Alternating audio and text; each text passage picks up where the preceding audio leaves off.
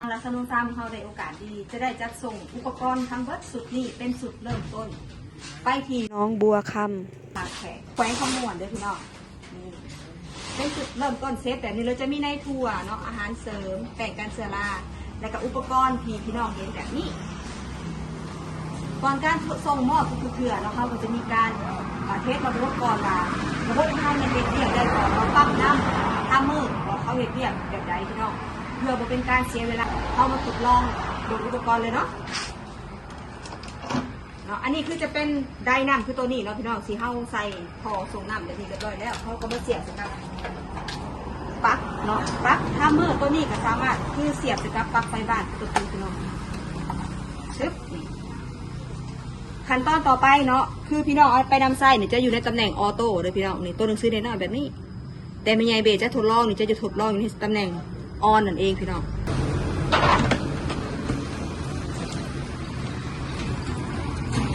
นี่เรียบปกติได้พี่น้องเลยอันนี้จะเป็นตัวเด็กนะ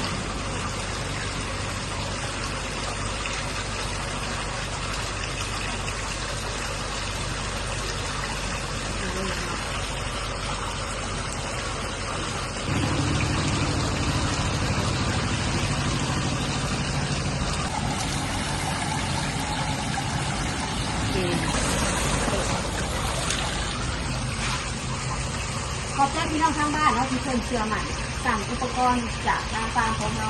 หวังว่าอุปกรณ์สุดที่เราจะสั่งประโยชน์ให้พี่น้องหลายๆคนสำหรับพี่น้องทางบ้านเราคือไรที่สนใจเกี่ยวกับการปลูกถั่วงอกอยากลองปลูกถั่วงอกเปลี่ยนการปลูกถั่วงอกแบบเก่าๆมาลองปลูกแบบใหม่นะคะเพื่อที่จะนำคนมีคนปลูกคนมีประสบการณ์ทางฟาร์มเรามีที่ให้คำแนะนำดูแลตลอดอายุการปลูกถั่วงอกของพี่น้องทางบ้านเลยนี่แล้วทางเมียเด็กจะขอตัวไปส่งอุปกรณ์ที่นี่ค่ะนี่ใช้ขนส่งก่อนจะมีในทัว5 กิโลอันนี้แต่งกันเชลาขอส่งน้ำเท้าห้องได้น้ำทัมเมอร์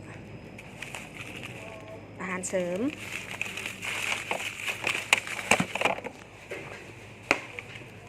ตัวห้องก่นถางเด้อ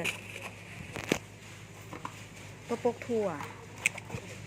อันนี้ตัวเบรกน้ำเป็น3 แผ่นอันนี้จะเบรกเด้อเบรกให้มันเคลื่อน